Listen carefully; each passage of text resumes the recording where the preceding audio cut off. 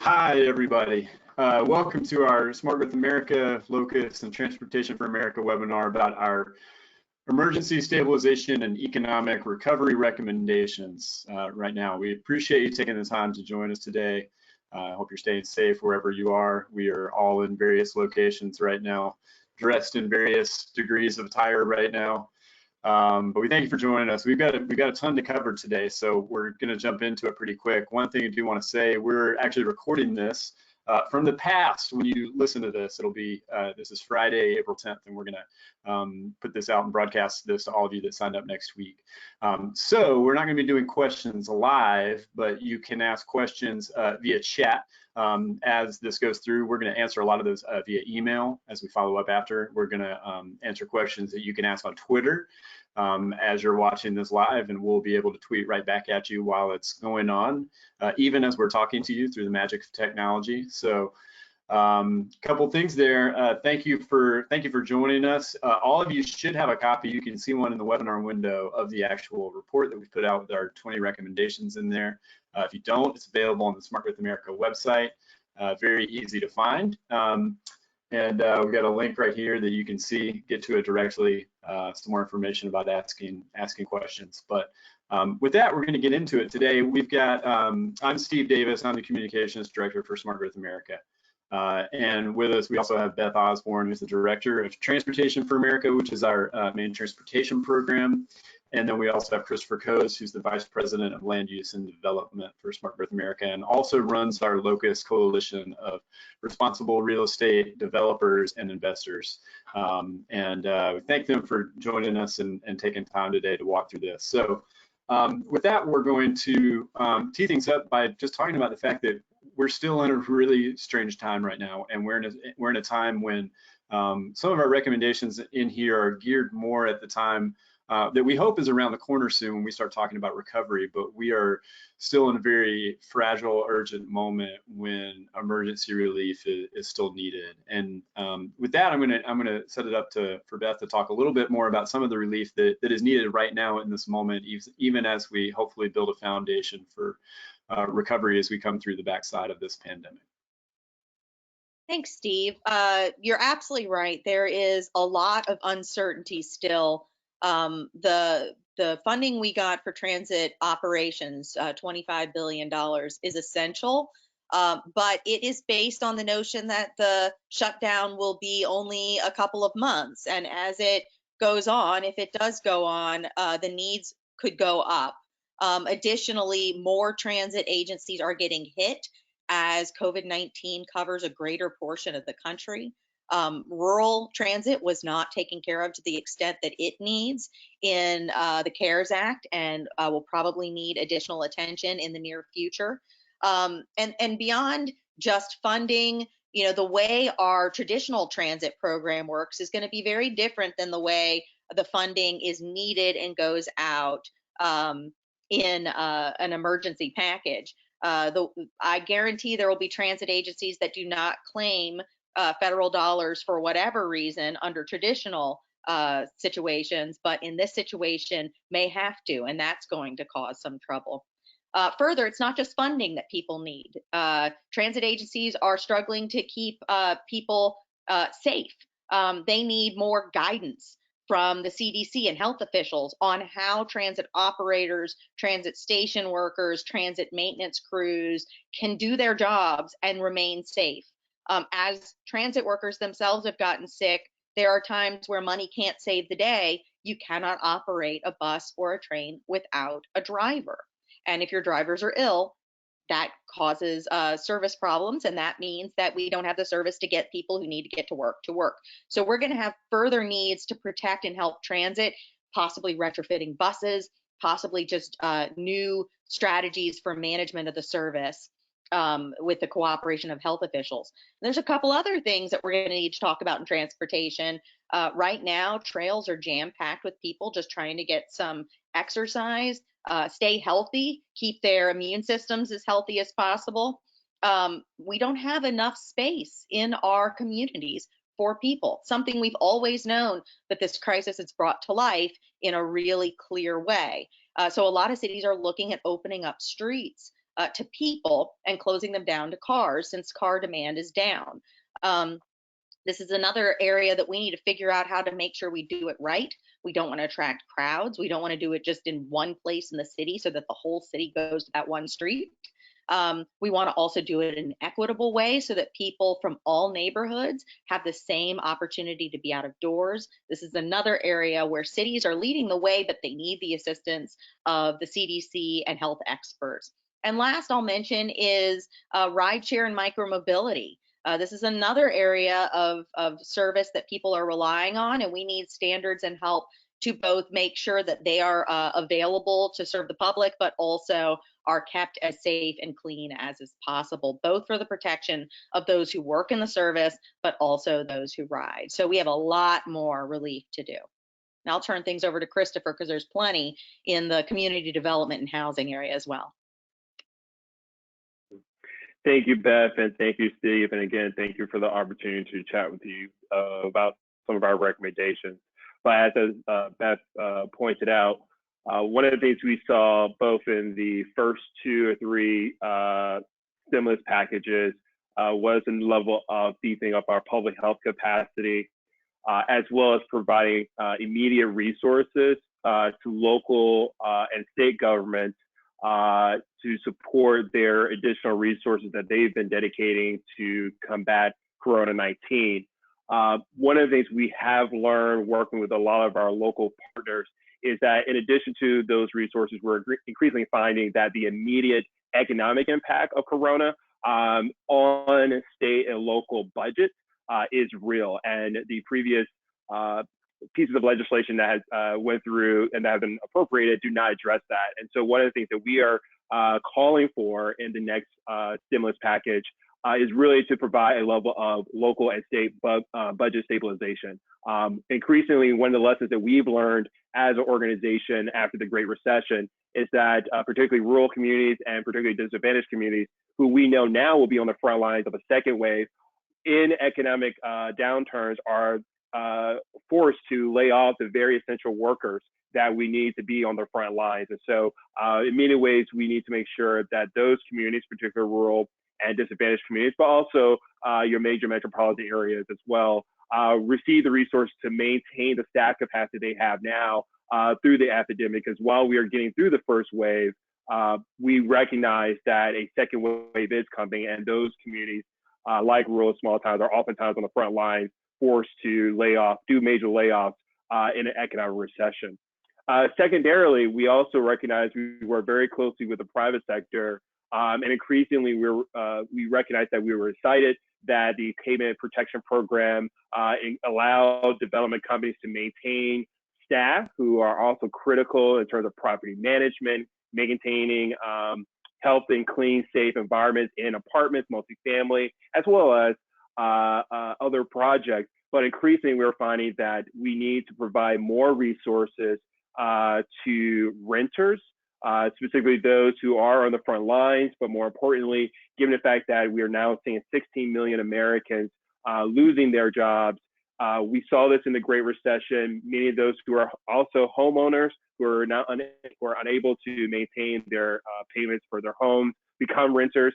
So in many ways, we need to make sure we're providing additional resources in terms of rent relief.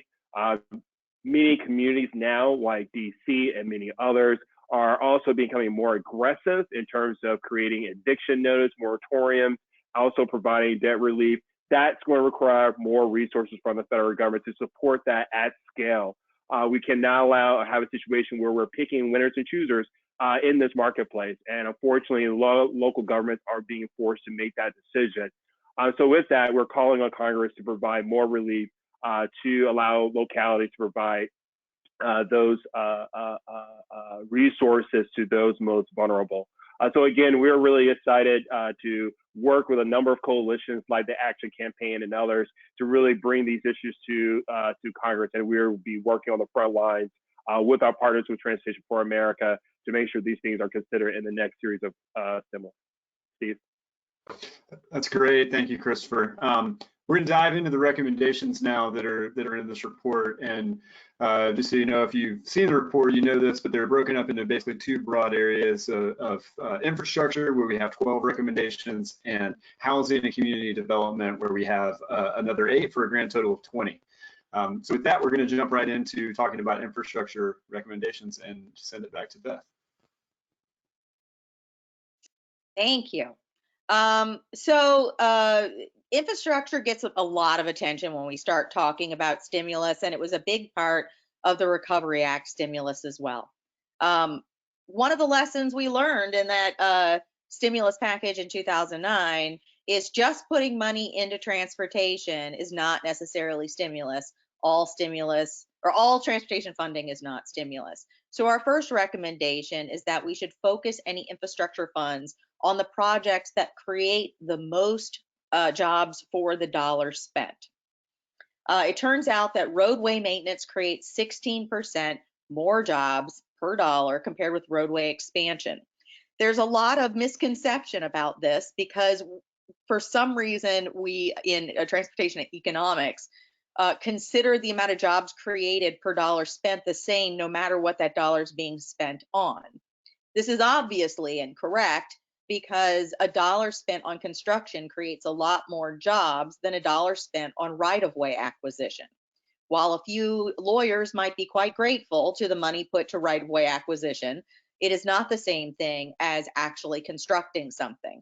So we should not apply a consistent figure of job creation for any dollar spent in transportation. And obviously we're not acquiring right-of-way when we're doing maintenance. We're likely not having to do much in the way or as much design work, and we're not having to do environmental review and things like that because this is an already built up area. So focusing on roadway maintenance gets us a lot of the way.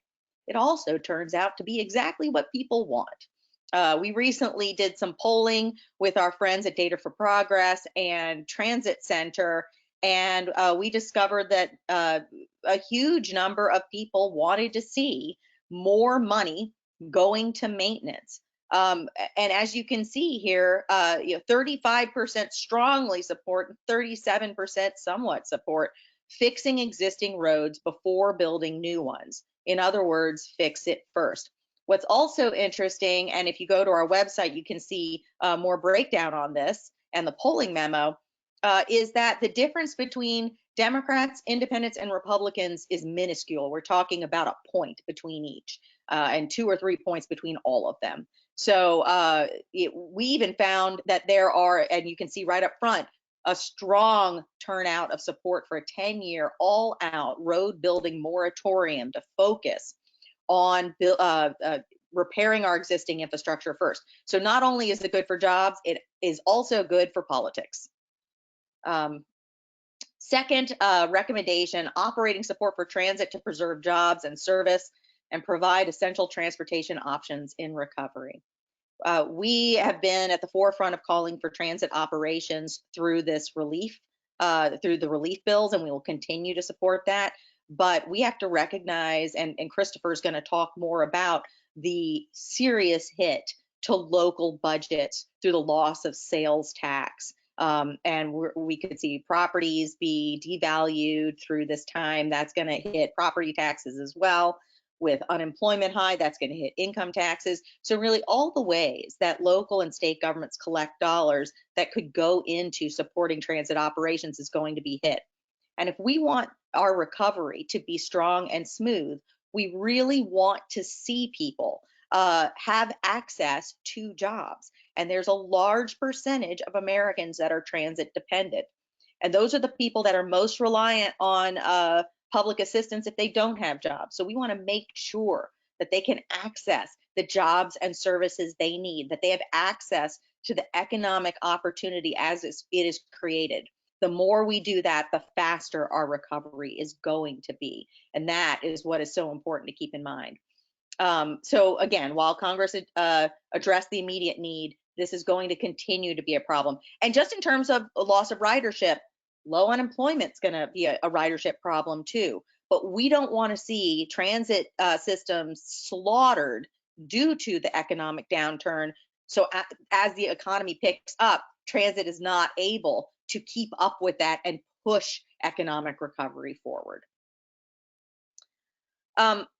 Put America to work maintaining transit. Transit maintenance jobs create, or transit maintenance projects create a ton of jobs as well.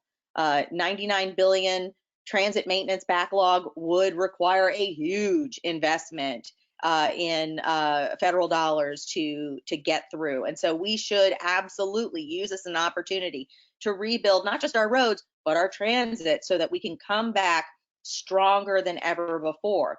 There's an added investment or a benefit to this because capital improvements made in just 4 transit systems listed here supported jobs in 21 states.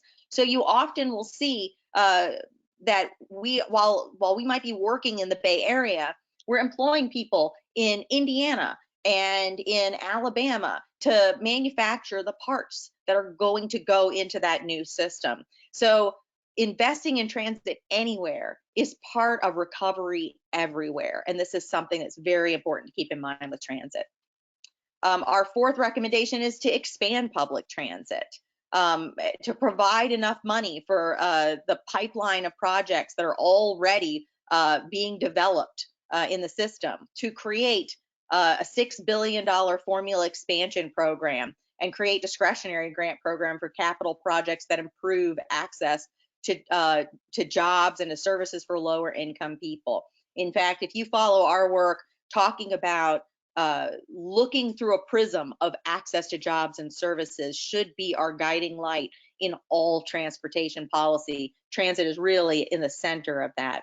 We need to create a better, clearer, more predictable and transparent process for these projects too. It's not enough to just put the money out there if we're going to have a convoluted process for people to actually get projects done.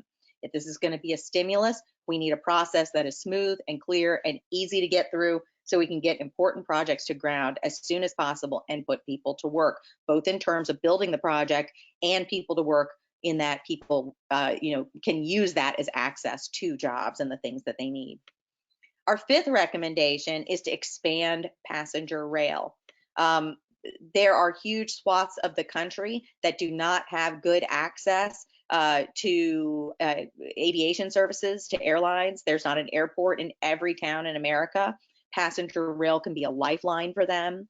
Passenger rail is also important in mega regions where multiple cities need to stay connected, and we want them to be connected in a way that really supports productivity. If everyone has to drive 5 or 6 hours to the next big metropolitan area, that is not going to create the best use of time.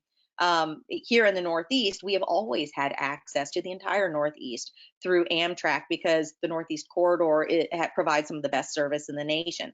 But there are other city pairs and corridors that deserve equally good service, and this is an opportunity to take another step in connecting them. We're seeing great investments in places like Florida and in Illinois, and we know that there's great interest in Texas and in New Orleans to Baton Rouge, and there's investment in the West Coast and up in the Pacific Northwest. We hear about new ideas for service all the time. The federal government should be there to create those connections and build that next mega metropolitan region. And then from there, I'm going to turn it over to Christopher. Thank you, Beth. Our 6th recommendation really speaks to what Beth just outlined. For one of the lessons we learned after the Great Recession, the Great Recovery, neighborhoods or cities that actually had multiple transportation options, particularly passenger rail or even heavy rail transit, either saw a level of maintaining in property value during the Great Recession, but actually more importantly, during the Great Recovery, saw a faster turnaround in their land values, their economic output. And in a recognition of that, in 2015, a Republican Congress working with a Democratic president created a national transit-oriented development loan program to provide resources to those localities who want to put themselves in a better position to meet the market demand for amenities that could create a walkable street, mixed use of development, and the like. Since 2015, unfortunately, $28 billion that was set aside to create transit-oriented development projects, particularly around passenger and commuter rail sites across the country, like those that Beth mentioned between New Orleans and Mobile, Alabama, projects that you're seeing on the West Coast and California and the like, unfortunately have been sitting idly at USDOT. Recently, a bipartisan group of senators on the Senate Commerce Committee passed the TOD Advancement Act that would actually not only unlock these dollars, but also make it much easier for large suburban as well as rural communities working in partnership with their development interests. One of the challenges we constantly find in places that are trying to build these walkable places, particularly around passenger rail, is the fact that these projects are complex and they need patient capital, particularly patient capital that is not would not be manipulated, much like the market, during economic downturns. And so in many ways, creating these long-term patient capital loan programs for localities, working with their real estate partners, is very key to creating these walkable neighborhoods. And so one of the things that we are calling for is for Congress to unlock these dollars and make it very easy. And again, we recommend using the bipartisan language that was crafted in the Senate, S2805, would do just that. In addition to that, our next recommendation really speaks to something that we're recognizing right now in the crisis, that a range of government grant programs, whether it's the Tiger program, whether it's EPA technical assistance, whether it's a lot of HUD community development programs, time and time again, we are hearing, particularly from rural, particularly from disadvantaged communities, but also just your major cities, how hard it is to get access to these programs, whether it's cumbersome application project timelines, whether it's the level of lack of response. One of the things that we recognize, and we're seeing this with our SBA payment protection program, that depending on which regions you are in and the type of resources you may have, really could determine whether or not you can get access to resources. And that is something that we as an organization believe should be corrected. And so for one of the things we are we're calling on Congress to do, particularly as part of the next stimulus, is that we ensure that smaller and pure communities have quicker access to federal assistance, because in many ways it could be a life and death decision. And I'll turn it over to Beth for our next recommendation.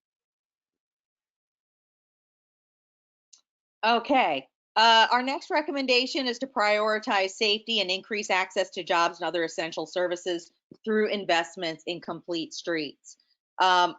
Just because we are going to focus on repair does not mean we need to rebuild our roadways in the same poor condition that we originally designed them in.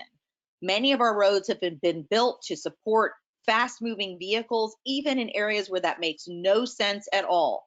Fast-moving vehicles make sense in an area that does not have development around it, that does not have cross streets, that does not have lots of driveways that people are coming into, and does not have lots of people walking around or biking, like neighborhoods or near schools. Unfortunately, we design most of our roadways as if they're highways, even when there are multiple conflicts with other vehicles turning in and out of driveways and cross streets, and conflicts with other people who are outside of a vehicle as well, which is why pedestrian fatalities have been steadily increasing. And last year we saw another big increase in 2018, and preliminary numbers for 2019 look quite bad as well. We've now reached a level of pedestrian fatalities that's the highest we've seen since 1990. It's a really unfortunate trend because the people we are hitting tend to be the most vulnerable. They are often seniors. They are often children. They are often people of color. They are people who cannot afford to get into a car, who are often traveling long distances on foot to reach jobs. We are even seeing this today. One thing we have discovered is traffic congestion is an incredible traffic calming technique. It reduces speeds. which means crashes are less fatal. But as traffic numbers have gone down, people have responded to the design cues that were built into our existing system, and they are speeding all over the country. The city of New York has seen their citations from cameras go up 11% in spite of traffic being way, way down. And that is because that's what our roads tell us to do. We really need to make sure that when we look to rebuild our roadways, we make them better than they were before. Traditionally in transportation, better means bigger and faster.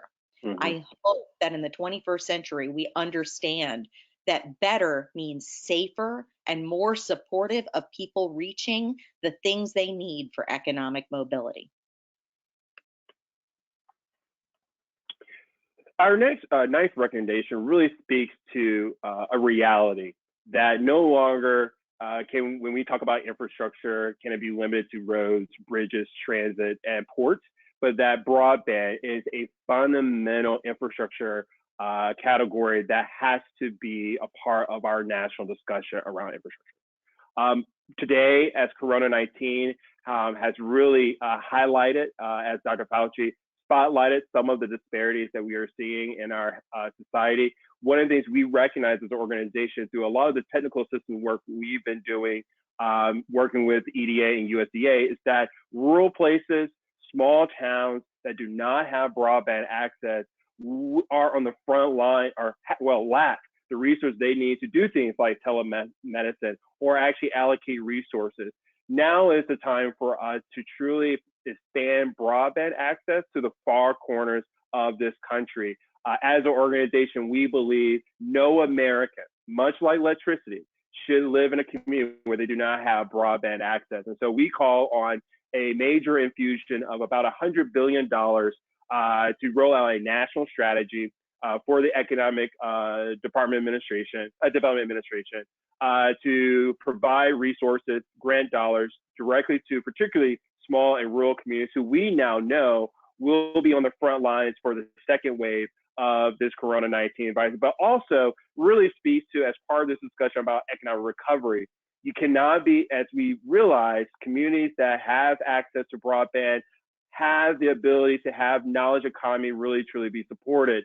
And we know that if you have a challenge, if you are with so many of our children now out of school, the fact that they have to drive to, let's say, a library to sit in a parking lot just to get good connectivity to do their homework assignments. Imagine cities or communities where students are leaving college, having to come home, where they cannot do their coursework. Increasingly, we're finding the need to expand broadband so we can really prepare for the 21st century. And unfortunately, many of our rural small places do not have it, and they oftentimes are being left behind. In terms of our 10th recommendation, it really speaks to the fact that one of the major themes we are constantly seeing during this Corona-19 epidemic is the fact that now more than ever do we need to retrofit our communities that encourages more private investment to create more healthier, more inclusive, and affordable communities. And one of the ways we are looking at that is creating this national community retrofit program.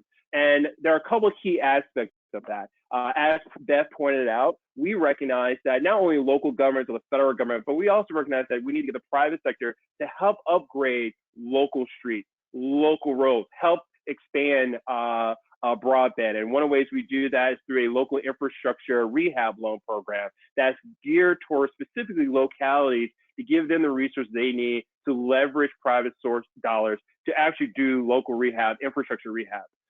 Secondly, we also recognize some of the things that we've seen at USDOT in terms of their some of their technical assistance programs of actually working holistically, not just looking at the infrastructure, but also looking at housing issues, looking at environmental issues and the like, bringing together the best minds in a community, both from the community, the private sector, as well as the local government, to actually reimagine what a neighborhood could look like.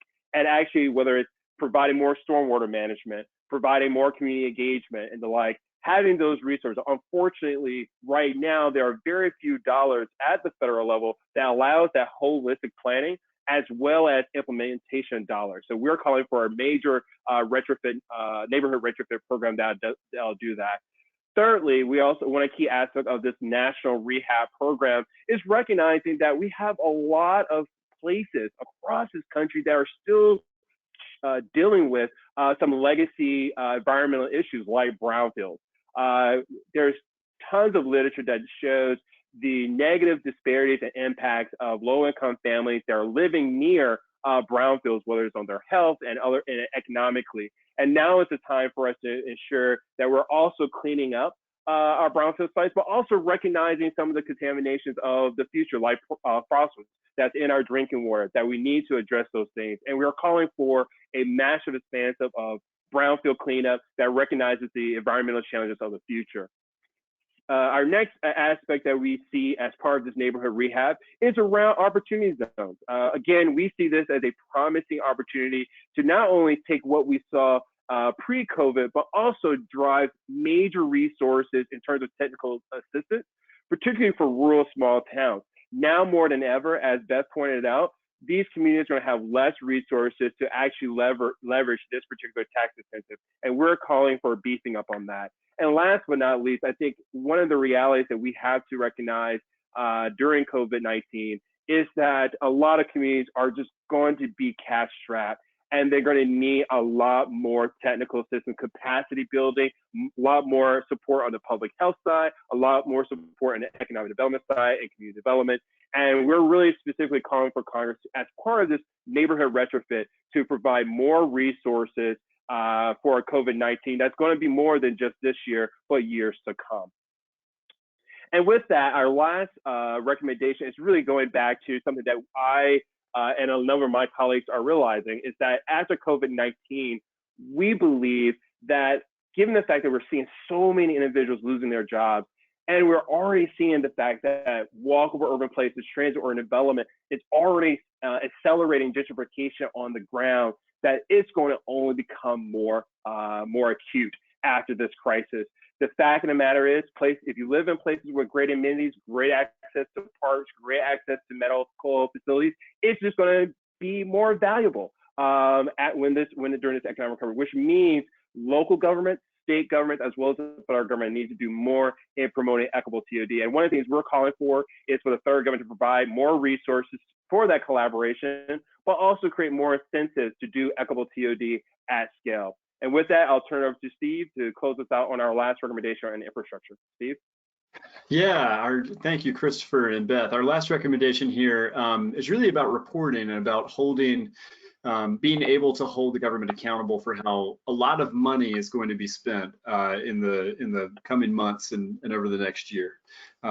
There will be numerous relief packages. There will be likely numerous recovery packages, and there will be a lot of money flowing out. And it's important that we know what we're going to be able to get for that money, and that we be able to track it, we be able to report on it, and be able to talk about outcomes at the end with the spending. So, our two sort of bullets in here that we had was requiring state DOTs and transit agencies to report how money was spent, and require a GAO study on whether the funds went to the projects that can actually do the most to create jobs and have an economic ripple effect. There's been a lot of eerie similarities between what was happening with the stimulus, the Recovery Act in 2009, and what's happening right now. In some ways, the circumstances are completely different. That was a recession. This is a sort of self-inflicted one to protect ourselves, to stay safe. And the needs are somewhat different, but there's a lot to be learned from what we went through 10 years ago. And we're actually putting together a short report right now. We did a handful of reports 10 years ago that sort of looked at the stimulus, which we were able to do because Congress required states to report on their spending. And so we were able to take those reports and start to dig in and sort of, assess where the money went and what the benefits were, and sort of quantify those. So we've put together another short report that we're hoping to put out next week, the week after. We'll see. Stay tuned. If you're not on our email list, get to the Smart Growth America or Transportation for America website, sign up, check our Twitter feed. You'll not be able to miss it either one of those places, but we're going to have a short report with, I think, 6 lessons and 6 recommendations for future stimulus spending there that should be really instructive for this moment and in the months ahead as we start to pivot towards recovery. So with that, we've wrapped up the infrastructure recommendations. We're going to jump right back into housing and community development, and Christopher's going to take that away right here.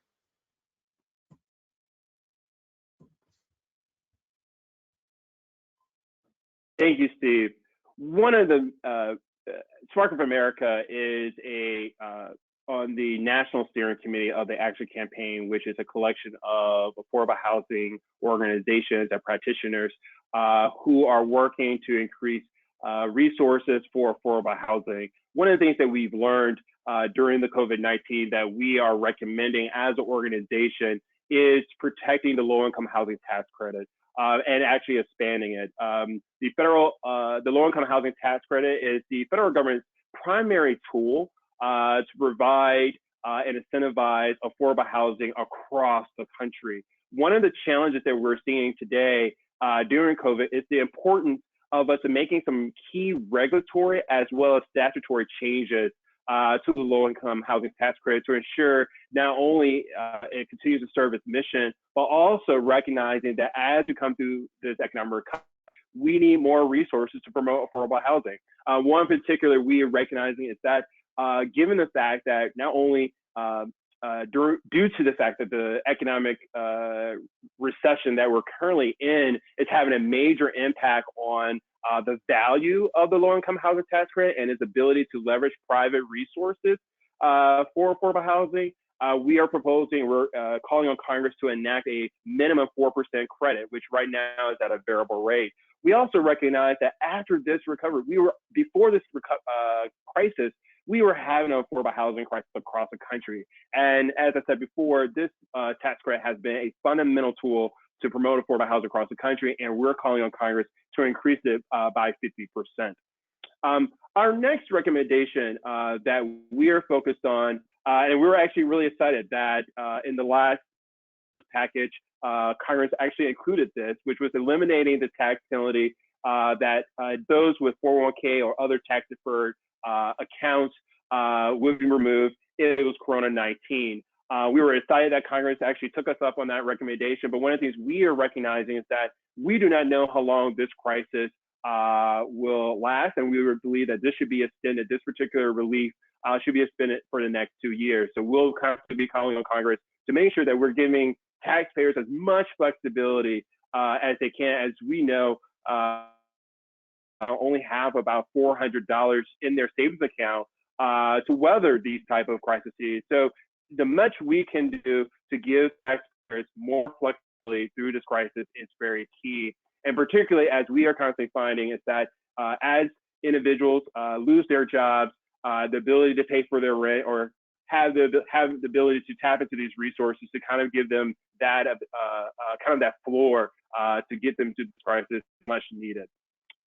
The next key element we are recommending as part of our proposal is a recognition that now more than ever, much like what we learned in the Great Recession, we need a major infusion from the federal government in promoting not only just affordable housing, but community development. For the last 3.5 years, we have seen, particularly from this administration, a lot of proposals, major cuts, and key programs that are vital and actually in many ways more so now critical to the survival of small, rural, and also very important projects in our neighborhoods. And so what we are calling for is a rejection of this kind of this austerity on these programs and actually recognize that if you're going to create affordable housing, you need major infusion of home grants. If you're going to allow communities to have the resources they need to provide renters relief, you have to support resources in the rental assistance program at HUD. We are constantly hearing from our local government the need for more capacity, particularly through their community development block grant program up to $35 billion is the number that we are circulating to actually use those resources to do innovative projects, to promote a more affordable housing, to repair their sidewalks.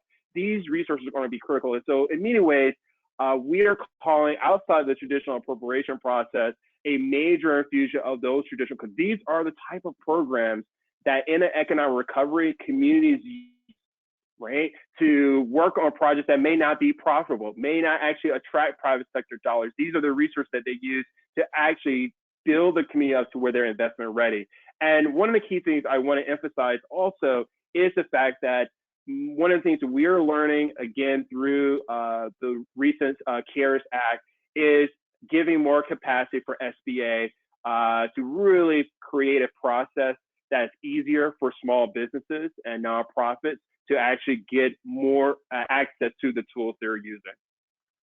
The next recommendation, I think in many ways, when we get to a place where we can talk about the recovery, is this understanding that now's the time to really revitalize our downtowns and suburban communities. During the Great Recovery that we witnessed through a number of our research projects, that places that revitalize their downtowns, when they focus on mixed use, when they focus on small maker space, when they were focused on taking advantage of the existing infrastructure and vacant properties in their downtowns, they saw a fast recovery.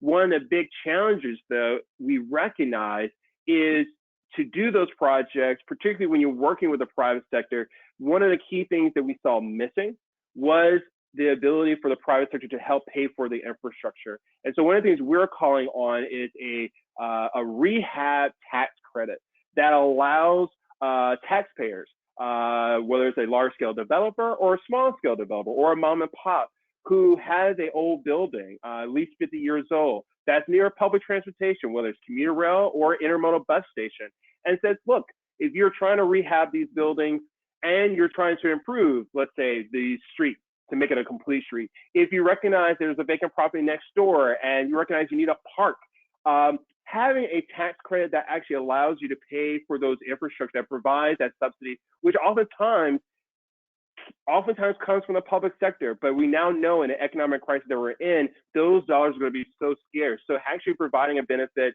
and an incentive to the private sector to do those things would be huge. But more importantly, this rehab tax credit that we're proposing is recognizing that in places that have great access to parks, that have great access to complete streets, that have great access to broadband connectivity, will be more likely higher value, costs more to actually acquire or live in. And so one of the things, the key element about this rehab tax credit is for those who are doing these rehab projects, that are rebuilding their buildings, reinvesting their downtowns, retrofitting their suburban communities, if they pledge to increase affordable housing, particularly those who are making less than 80% area median income in their communities or in that deal, will get greater incentives. And that for us, from the real estate standpoint, is a responsible way of retrofitting our neighborhoods. And so we're really excited about this. We have a major bipartisan group of members on the House side that are really pushing this, and we call on folks to reach out to Congress to make sure this is included in the next stimulus package. The next, and one of the key elements here is that as we think about rehabbing our neighborhoods and making them more health-wise, there are existing programs, and I think my colleague Beth will like to touch upon one that I really surprised today. Beth? Yeah, I'm really repeating some of the things that Christopher's already said. And while I said it was important to retrofit our roadways to be safer than they were before, particularly for our most vulnerable travelers, this is unfortunately a new way of approaching roadway design. And a lot of areas that would like to do this need help in figuring out the way to support physical activity and access to healthcare and nutrition in the best way possible. So the CDC actually has an existing program to fund state health departments and other health partners to provide direct technical assistance to communities to help them overcome challenges in taking care of main streets revitalizing those main streets, creating reliable, safe transportation in those areas, connectivity, and rebuilding economic centers. This will be so important, especially as those communities are furloughing staff, laying off staff, lacking a lot of the expertise they've had in the past, if they even had it, in order to spend the dollars we're giving them in the best and most effective way possible. We should support them with some general technical assistance to ensure that occurs.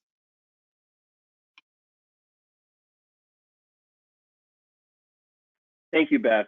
One thing we recognize as part of an economic recovery strategy is the need for us to provide greater certainty and in many ways safety net to individuals in the housing market. One of the major challenges we have been faced as a country is the fact that not everyone can own a home. And one of the things we did as an organization back in 2013, we started doing a level of analysis about how the federal engaged in the real estate market. And we saw that in many ways, one of the biggest gaps in the federal role in the real estate market, and particularly as it came to home ownership, is that it actually helped you finance a home, but it actually did not help you save for a down payment. One of the first recommendations we are putting forth is the idea of allowing Americans to direct their pre-tax dollars to help save for a down payment for a mortgage. But increasingly, we found after the Great Recovery that not only should we focus on, or this particular pre-tax contribution account support not for mortgage down payment, but also recognize that many more Americans are choosing to rent. And in this crisis of Corona-19, increasingly we are finding that people have to have more tools and instruments to be able to save to support their renter expenses. And so again, we're calling for a savings account that allows individuals to direct those dollars pre-tax so they can use it for down payments as well. So they could have more flexibility to choose the type of housing depending on where they are in their own lives. The next big element here in terms of where we believe a stimulus package that will actually achieve the smart growth mission that we subscribe to at Smart Growth America is recognizing that no longer can we ignore the millions of Americans who choose to rent. Corona-19 has exposed that when you do not have a job, there's no federal program to help you. While on those who are homeowners, there are a variety of programs, whether mortgage relief and the like. One of the things that we're calling for is the fact that there's a recognition that we need now in this country a tax for renters. The idea here is that when you look at the totality of what the federal government spends on housing, a majority goes to supporting individuals who want to buy single-family homes. What we're looking to have is this renter's credit to help individuals, particularly of a certain income, those who are income challenged, to be able to better support and have housing choices in vibrant, walkable urban places. And so now is the time for Congress to really step forward to make a holistic housing strategy that not only just favors those who are trying to buy single family homes, which is great and in the like, but also those who are choosing to have rent in places like a walkable urban place. Now, our last key issue, and I think this is something that we are seeing come up more and more in a lot of environments, is the fact that unfortunately a lot of our housing policy really is skewed to either you're really, really wealthy, which means you can take advantage of the mortgage interest deduction, or you're really, really poor, and therefore you get a lot of federal subsidies. What we're increasingly finding is in high cost markets, but even in suburban rural places, that is very hard to attract workforce development. It's really hard to get these projects to pencil. And so one of the main recommendations that we see is going to be critical to a recovery strategy is recognizing that we need to promote more middle income housing. Our belief at Smart Growth America is that no matter who you are, no matter where you live, you should live in a place that's healthy, that's prosperous and resilient. And that doesn't mean it's totally for the rich or totally for the poor. It's for everyone. And one of the increasing things we're calling for is for developers they find when they try to actually put these deals together for workforce development, there are no carrots, there's no resources, whether at the local or the federal level, to really target the workforce. And again, we're finding that the workforce during Corona-19 are oftentimes on the front lines. They're your teachers, they're your nurses, they're your firefighters, they're your MP workers. And if we do not have housing for them closer to their jobs, we're only creating some of the challenges that Beth highlighted before, whether it's from a public health standpoint, from a climate change standpoint, but also we recognize that having your teachers, having your firefighters, having your nurses and doctors closer to their hospitals, closer to their jobs, or the grocery store workers, right? To be able to have this 15-minute neighborhood really requires us to make sure that we're holistic in our housing strategy. And so in this conversation, we really are calling that now is the time to really create this middle income workforce development tax credit that really allows communities to be holistic and create those true smart growth communities that we really strive for. Now, with that, I think one of the things that we have recognized as an organization that Corona-19 has exposed and really put a spotlight on some of the disparities and challenges that we've been dealing with. But 2020 is really creating a moment that is really true to smart growth. We approach these issues from a holistic standpoint. You can't talk about transportation unless you talk about land use, unless you talk about economic development, and you talk about people. And whether it's Corona, whether it's a reauthorization of transportation, or whether it's around climate change, 2020 is really creating a unique moment for Smart Growth America to really take what is best about our organization and really provide a holistic approach that actually achieve real results. And so we're really thrilled to put these series of recommendations out. But with that, I will turn it over to my colleague Beth to really talk about some of the actions we're planning to take and how we see things laying out over the next year and how we think we can get this vision of a smart growth world really enacted. With that, I'll turn it over to Beth. Thank you, Christopher. As Christopher said, we recognize that there are two ways to give people access to the things they need. One is to provide a better transportation system to allow them to go vast distances more easily. The other is to bring the things they need closer to them so that they don't have to travel vast differences. And where I think we stand out from other organizations is we recognize both opportunities, whereas most are in one group or the other. We are looking forward to bringing these to bear in Congress's actions going forward. And on that point, we created this list of recommendations for Congress when they were talking about how important it was to have a stimulus package. Since then, they've recognized they have more relief to do, as we talked about at the top of the webinar, before they get to stimulus. So I think over the next few weeks, we're going to hear more about fixing some things that didn't work out quite the way folks hoped in the CARES Act, adding additional relief packages directly to small businesses, maybe to nonprofits, directly to unemployed people and folks who are suffering through this, including the healthcare industry. It does seem like particularly the House is looking to get to a stimulus package after that.